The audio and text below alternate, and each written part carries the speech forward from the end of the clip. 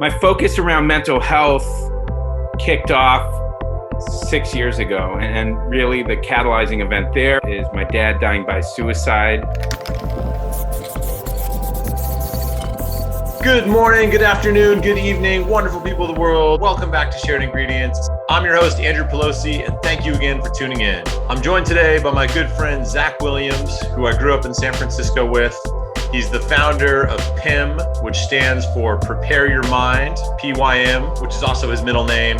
It's an incredible brand in the health and wellness space that is all around mental health, and definitely something you should check out. I'll read directly from their site. Their tagline is, feel like your best self every day. It's all natural amino acid mood chews that can help you feel calm and relaxed. Take back those feel goods is one of the cool quotes that they have on there. Zak's an inspiring guy, a great friend. He's been through a lot, as we'll talk briefly about. He lost his father, Robin Williams, a few years back, which is certainly a part of the story. And he's just an overall great guy. He's a father. He lives here in Los Angeles with his wife and two adorable kids. He works hard. He cares about his community. I'm excited to get into it. Thanks again for being here. Yay! Welcome, Zak, to Shared Ingredients. Thank you. And now, should I refer to you as Andrew or just Pelosi? What do you prefer? Well, I've never been asked that. You can call me whatever you'd like. So thanks for joining, man. Yeah, of course, man. Well, to provide context, we go back. And I knew you in high school as Pelosi. No, that's fine. That's still my social handle. I think that's fair game. So we can use it. I'm fine. Yeah. I'm fine with whatever works for you works for me. It's just a pleasure to see you, and I really look forward to talking about what the ingredients are to happiness and a good life. You know, it's exciting. I love it. Well, let's take everyone back, as far back as you want to go. But I always try and have people give a bit of their life story. Start as young as you want, but leading up to where you are now, kind of the brief history of who you are. Who am I? Great question. At this point, I'm focused on mental health advocacy and entrepreneurship associated with mental health. How I got there was a long, winding road. I've always been interested in how can I support good people who want to make a difference in the world, and that's something that I was always interested in, but didn't necessarily tie it to purpose-driven activity. And so, early on in my career, my main focus was just figuring out how to actually make things work. How to keep everything from falling apart. And so I had the great joy and the opportunity to do several things in my 20s and teens and learn a lot about the dynamics of entrepreneurship, and failed a bunch and succeeded some, and through that process really understood that requires a ton of hard work and awesome people far smarter than me to really succeed and do things that truly make an impact. So my focus around mental health kicked off 6 years ago, and really the catalyzing event there is my dad dying by suicide. And at that time, I was self-medicating using alcohol to manage trauma and a lot of complex feelings. And so I realized a couple things. One is I had to stop self-medicating using alcohol because it was really damaging my health and the relationships in my life. The other thing coinciding with that is I needed to do service-oriented activity to heal. I found service orienting towards causes and supporting not-for-profits and people seeking to really establish new paradigms of providing support, supporting those initiatives and orienting towards service was part of my process of healing. And it just so happened that the more I found myself focusing on mental health initiatives, the more I was able to really find a mode of recovery through what was a deeply traumatic time in my life. So over the past several years, I have focused more and more on mental health. And through that time, I've found that there's a convergence, and more of my efforts is focused on the intersection of entrepreneurship and mental health and purpose-driven activity. So that's where I am today.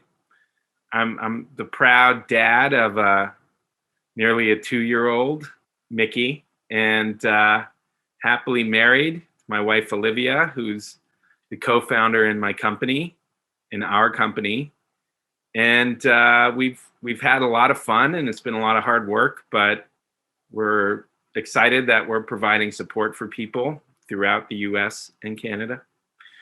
And, at this time, it's been really fruitful and rewarding opportunity to start this company and to be able to raise money for mental health initiatives and to really find joy in how hard it all is. Yeah, that's incredible. I mean, going back a step, I really like that in dealing with such a hard thing that you had to face 6 years ago, that you turned to helping others as sort of a way to cope with that. That's a really beautiful way to approach that situation, I think.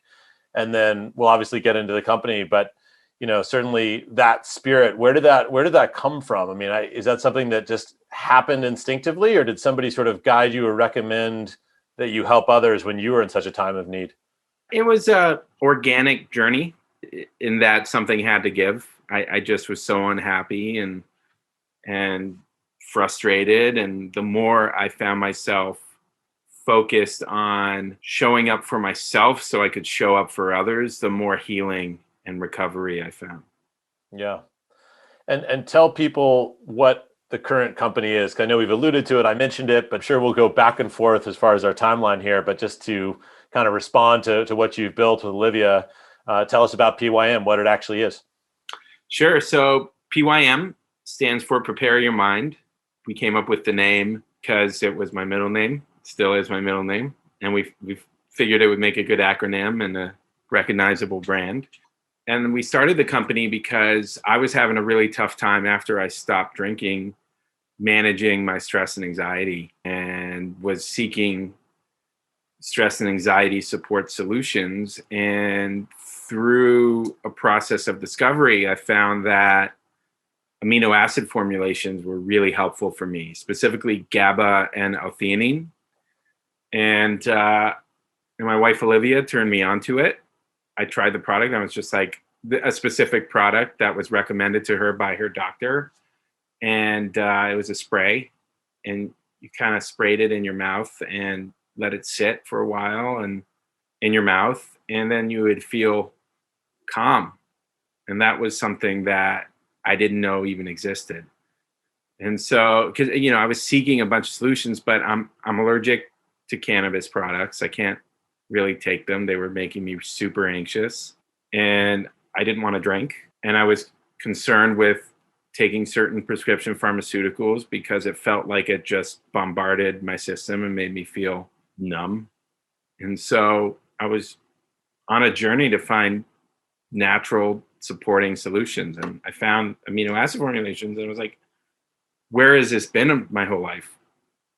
And it turns out that people have been using amino acids to manage mood and balance out the endocrine system and other parts of the body's processes for millennia. And specifically as an actual scientific pursuit for decades.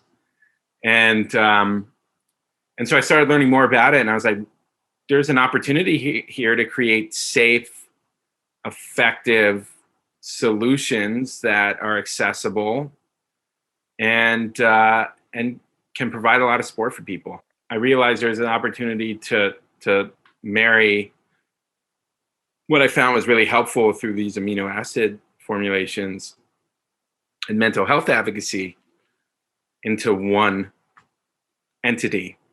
And so we created PIM, which we want to stand for mental health support, like Red Bull stands for energy.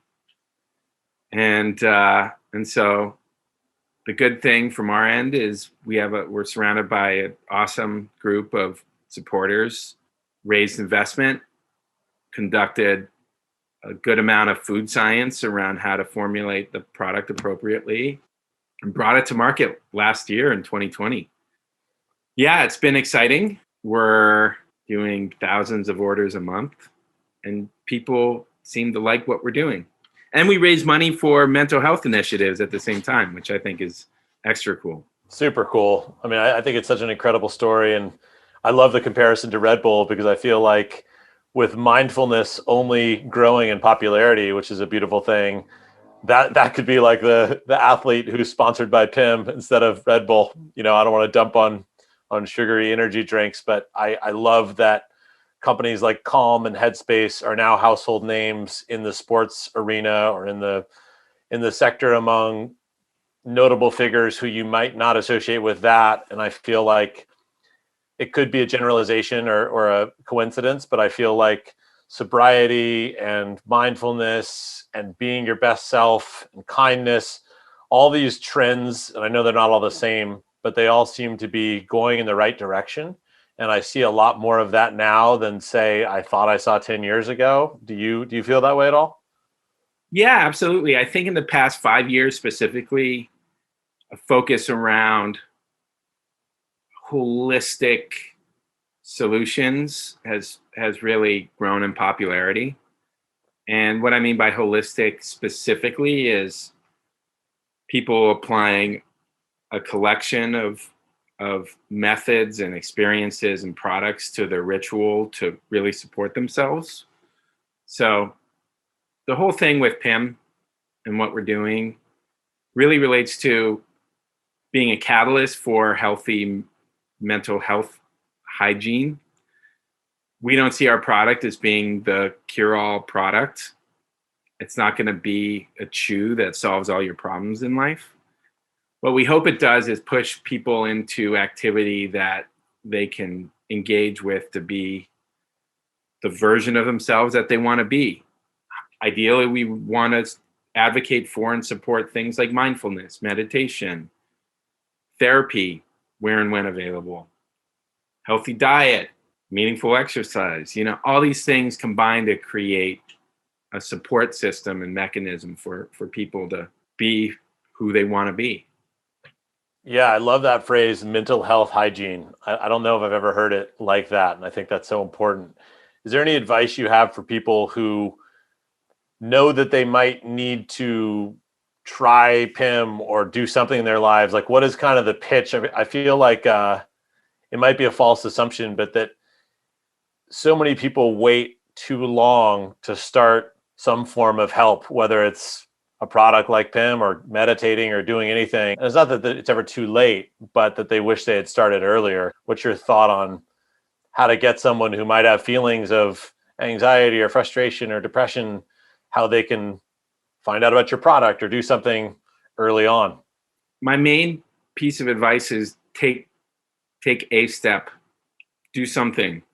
It leads to another step and another step, pushing to getting to the point where you get out of bed, where you get out the house, you do that exercise session, that therapy session, whatever it is that there's that one step that you can take a day without drinking if you drink a lot.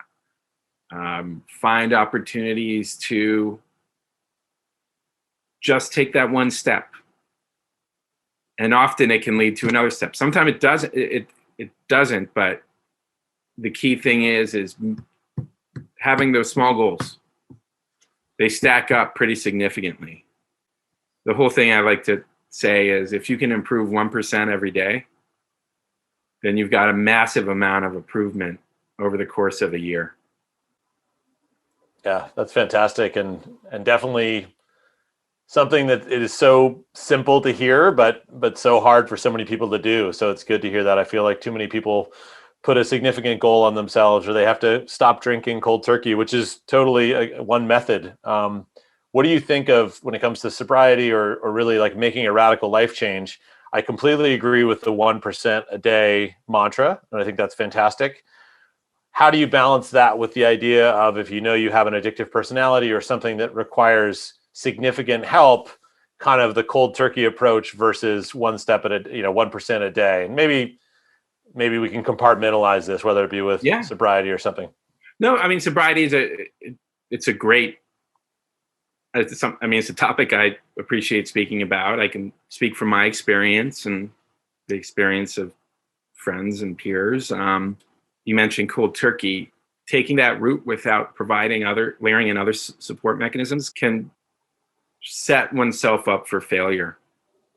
It's just really hard to white knuckle things over a long period of time because it creates a lot of resentment, at least for me. And if I didn't have support, I would be just an angry mess. And so for me, I'm a participant in 12-step. It was very helpful for me. It still is very helpful for me. But for others, there are systems of support, whether it be therapy or extended programs that provide, a mode of help and a system that ultimately provides a foundation for people to manage their life. The thing about sobriety for me is drinking was a symptom. And it took me a while to get to that point. And to be honest, I'd been drinking alcoholically prior to my dad dying by suicide. It's not something that, there wasn't just this catalyst, and then I started drinking a lot. But it became completely unmanageable. For me personally, the thing that I found to be extremely helpful is getting over the idea that it's not the end of some era or my life as I know it.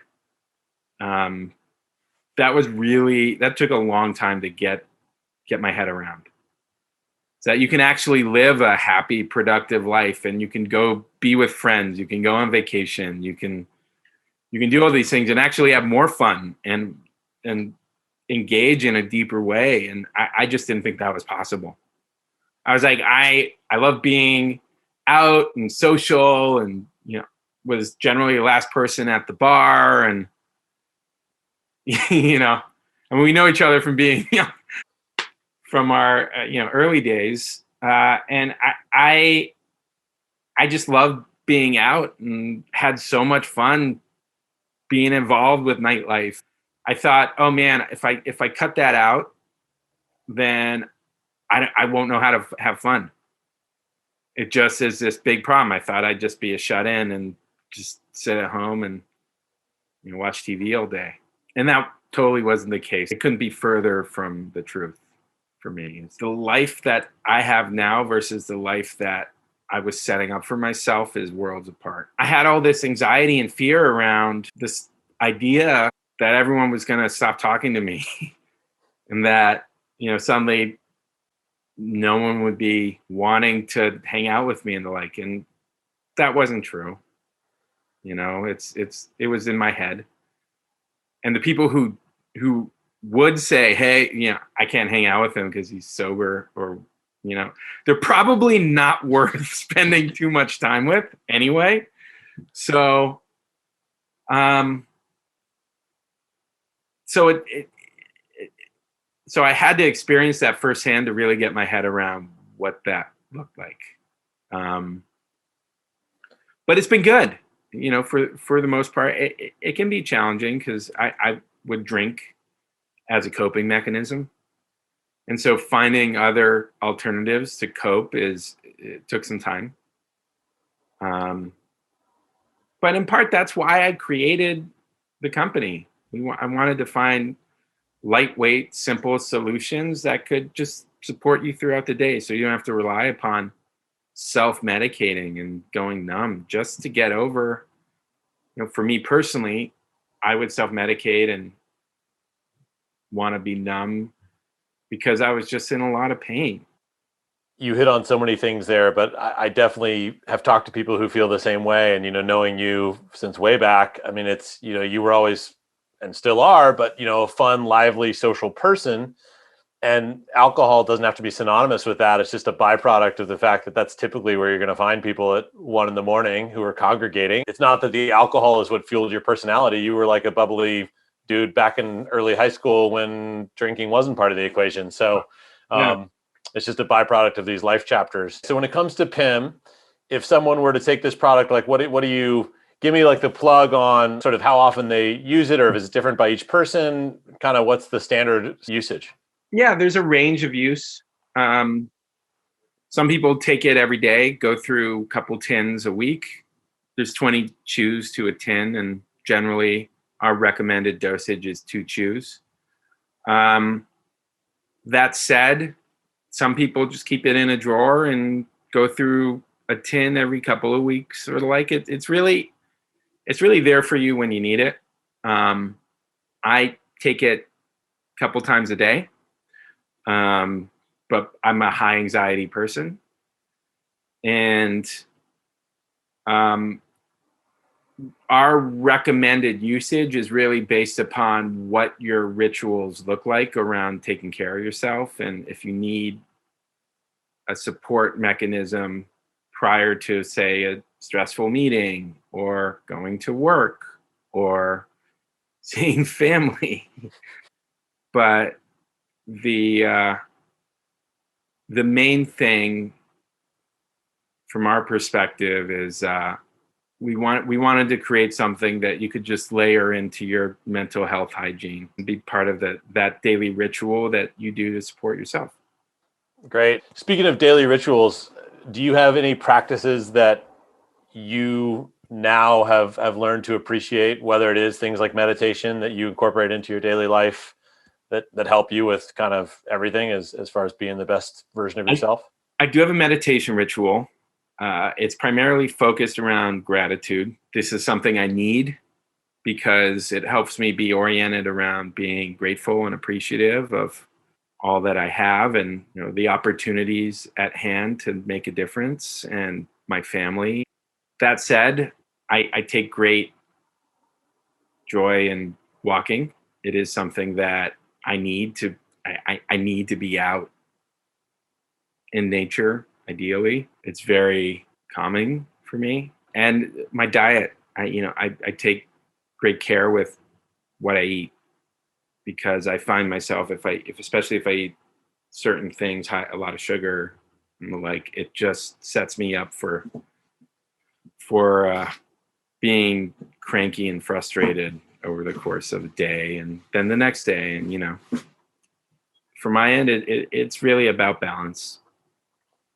Yeah, that makes complete sense. And do you feel like this is all built on itself? So going back to the idea of 1%, do you feel like all of the things you've mentioned have sort of helped fuel each other? Like, so did meditation come when you stopped drinking or when you started PIM? Is there any interconnectivity among these things? Yeah, there's some, certainly. Yeah. For me, it really came down to how I could manage my mental health after I stopped drinking, because it was just something that was really hard for me initially. I was in my head all the time, and to get out of my head was something that I really had to commit to, because otherwise I just was cranky and frustrated and resentful and was pushing people away. I isolated. Yeah. It's funny. I actually probably isolated more sober than I did drinking. Interesting. Tell me a little more about that. The isolation element, especially for me in early sobriety, related to worrying that I'd have difficulty connecting with people, having a lot of baggage that I needed to sort through, emotional baggage, and procrastinating around it. It just felt like this massive weight that was dragging me down. And it turns out that if you just focus on what's in front of you and do the work you need to do and find the courage or the way to just show up, that things get progressively better. But it took a few years. It doesn't happen overnight. And I think I'm I'm inherently impatient as a person. And so I just want things to happen yesterday. And often when it comes to changing habits and finding new ways to live a balanced life, certainly doesn't happen overnight. So you just have to really focus on what's enriching for you, what helps build you up, what's draining, and start crafting this life that you want. I mean, in many ways, this is, the topic of your show, Yeah. right? Like, No, what are the ingredients? Absolutely. So speaking of ingredients, somewhat rapid fire questions. What's some of the best advice you've received in your life? Show up for yourself before you can show up for others. Especially when it comes to parenting, one of the big challenges is your kids pick up on the fact that you're frustrated, and they can often transfer that frustration onto themselves or feel blamed. And so it's important to really be able to do what you can do to take care of yourself so you can be pleasant to show up for others. Yeah, absolutely. And who's someone or people plural who have really inspired you in your life? Oliver Sacks, Dr. Oliver Sacks, the neuroscientist. The way in which he wrote about the human condition and humanized some really complicated elements of neuroscience. The thing that I found to be so profound in his work is that he was able to ground it in humanity. He really found that common thread and was able to really communicate that in a very empathic and thoughtful way. That's great. Is there anything of his that you would point people to specifically as far as what they should read or watch? Yeah, it's a small book. It's called Gratitude. I don't want to go deep on sort of the rabbit hole of what causes depression or obviously a traumatic event. But, one of the things I'll say is I always look back at you and your dad, and, you were both and still are, in your case, like really bubbly, happy people, but yet clearly, there can be things beneath the surface that drive people to hard situations. Do you have advice for how people look at others? My takeaway is never assume you know everything about somebody and never assume somebody doesn't need help. But how do you sort of recommend people go about interacting with their peers or people that they see as being totally happy and all good, and then only to find out that there might be things that they're going through? I think a good way to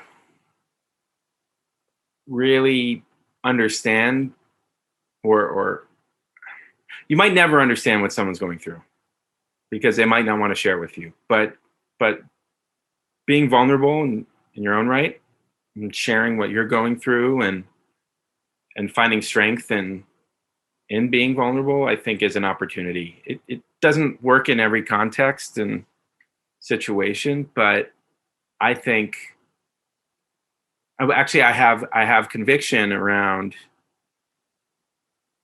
finding opportunities to share ends up opening dialogue in conversations that you wouldn't otherwise have. But I think it's important to be able to be open because people are highly intuitive, generally, not always, and they'll be attuned to your openness and willingness to listen if you're open and you share that you're able and willing to listen. Yeah, I think listening is such a critical thing that people need to, people can say they listen and be listeners, but to actually proactively sort of offer it up is really good recommendation. So you've already kind of given a book recommendation. Any other book recommendations? And I ask because your mom's house in high school or grade school, whenever it was, she had like all these rad books hanging in the hall that were like these, I don't know, cartoon, like vintage novels. What were those? Yeah, that was an art piece by an artist named William Passarelli, and it was a lot of pulp fiction. It was this huge case.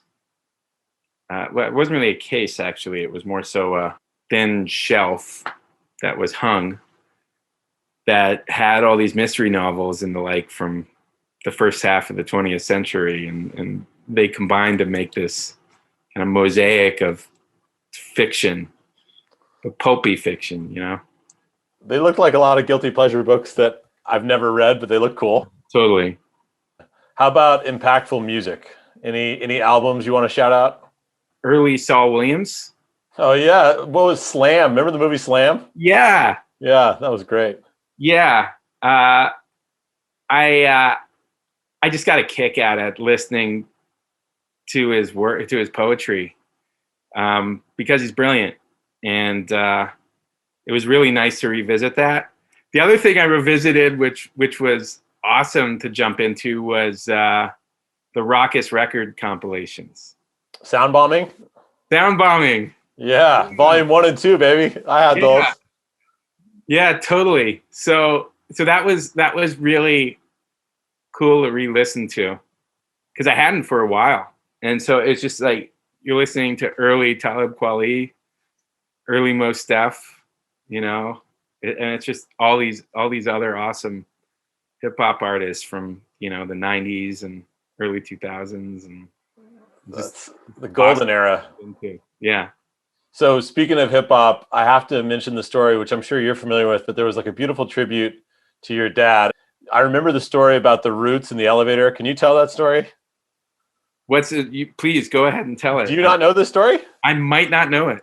So there was a story, and I'll just shout out your dad because he was one of the kindest people, and I knew him. And I would say that there was some story, and I'll butcher it. I thought you might know, but it was in one of the many beautiful tributes, and it was about how he was in an elevator at one of the late shows, and I think he was in with Questlove or one of the Roots, and they turned to him like they were fans of him and said, Robin Williams, and then he turned to them. I think it might have been the whole group, and he's like, it's Questlove, it's so-and-so of the Roots. Name dropped all of them. I think there was definitely acknowledgement that he had been turned on to them from you, which I thought was like a beautiful father-son thing. Yeah, I did turn him on to the Roots. I think the album specifically was Illadelph Half-Life. Great album. Yeah, it was a great album. There's another album to call out. Another thing about your dad, speaking of cool dads, was I remember seeing him at a basketball game. It was either your sister's or somebody's. Like I was coaching. There was some game, and he showed up in like a Real Skateboards hoodie. And I was like, of course, this dude's doing it. He's not a poser. Like he's an SF dude wearing an SF skateboard sweatshirt. You know, the other dads were wearing whatever nerdy dad brands dads of 1980s wore. So I thought that was a good one. Yeah, I mean, in reflecting, another thing I appreciated about kind of his style was he had all these bumper stickers on his car, and so you could pick his car out of the lineup. You could see it from a mile away because it was covered. It was like everything from, you know, Independent to, you know, the Independent bumper sticker to South Park. I always saw it and I was just like, that's him. That's awesome. And the other memory, which is random for anyone listening, but didn't your mom have, like in Seacliff, she had like a dinosaur like hedge in the yard? Am I crazy? Yeah. So there was a dinosaur hedge in our home there. Yeah. Yeah. It's just weird what you remember from childhood. It's like you reconnect. I'm like, there's this thing and this thing. Totally. So cool. So we have our shared love of hip hop. This is the little section of the pod as we wrap things up where I give shout outs of California places. So you live in LA, but you're from SF, and we know about that rivalry. Let's start with Mexican food. What do you want to claim? I'm not going to put you on the SF versus LA tip. Throw out some places in either city that you want to shout out. I'm a Gordo's guy. Come on. Gordo's, San Francisco. But I have a specific Gordo's. I have the Clement. Gordo. Yeah. Yeah, with all respect to Gary or Ninth, Clement is the one. Time Warp, awesome. Okay, good. That was a simple one. That sort of settles that. How about any other places in California, LA? I mean, you like walking, any sort of hidden gems or restaurants or destinations that you recommend? Yeah, Koreatown. Koreatown in LA is one of the coolest places in Southern California. There's just so much there. Within that neighborhood, there's like 20 different types of Korean restaurants, which I just think is awesome. There's a restaurant that just serves bone soup. Then there's one that just does chicken barbecue. Then there's one that just does beef barbecue. There's just a noodle place. There's just a rice cake place. I think Koreatown is awesome. I agree. Where can people find you? Obviously, I want people to go check out Pim. Are there any socials or things you want to throw out? Well, yeah, you can buy our product on our site, youcanpym.com, youcanpym.com, and we'll be available in different retail outlets throughout the year, and more to come. Thanks so much for having me. Thank you so much for tuning into this episode. Check out Zak at ZakPym on social and at youcanpym.com or youcanpym on social. I am at Pelosi and at Shared Ingredients. Until next time, do good, be good, stay happy, help others. Much love. Talk to you later. Yay!